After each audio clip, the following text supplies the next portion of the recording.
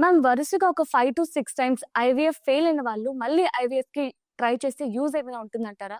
Yes. Definitely. So, IVF అన్ని సార్లు ఎందుకు ఫెయిల్ అయింది అనేది ముందు మనం ఇన్వెస్టిగేట్ చేస్తాము. సో, కొన్ని కొన్ని ఎంటిటీస్ ఉంటాయి. అంటే ఎంబ్రియో జన్యుపరంగా నార్మల్‌గా ఉండాలి. అండ్ గర్భసంచి లోపల అతుక్కోవడానికి అనుకూలంగా ఉండాలి. సో, దీనికి సంబంధించి కొన్ని ఎక్స్‌ట్రా అడిషనల్ టెస్ట్‌లనేవి చేస్తాము. అండ్ నార్మల్ యూప్లాయిడ్ అంటే జెనెటికల్లీ నార్మల్ ఎంబ్రియోని సెలెక్ట్ చేసి కొన్ని అడిషనల్ మెడికేషన్స్ వాడి మనం ట్రై చేస్తే సక్సెస్ అవ్వడానికి ఛాన్సెస్ ఇంప్రూవ్ అవుతాయి. సో, అన్ని ఐవీఎఫ్స్ ఫెయిల్ అయినా కూడా నిరాశ పడాల్సిన అవసరం లేదు. ఫస్ట్ ఆఫ్ ఆల్ ఎక్కడ చేశారు? దానికి సంబంధించిన రిపోర్ట్స్ ఏంటి? ఏమేమి ఇన్వెస్టిగేషన్స్ చేసి మీరు ఆ ట్రీట్మెంట్ తీసుకున్నారు?